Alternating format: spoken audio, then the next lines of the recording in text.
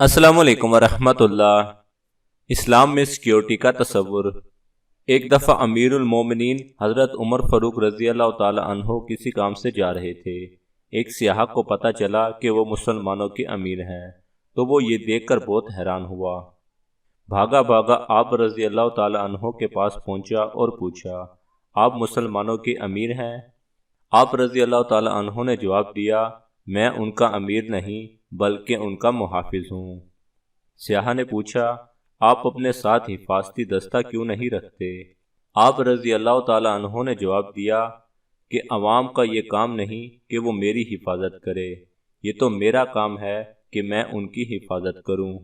ये थे हमारे अमीरुल मोमिनीन हज़रत उमर फ़ारूक रज़ी अल्लाह ताला अन्हो। अल्लाह ताला हम सबको अच्छी बात समझने और उस पर अमल करने की तौफीक अता फरमाए। आमीन।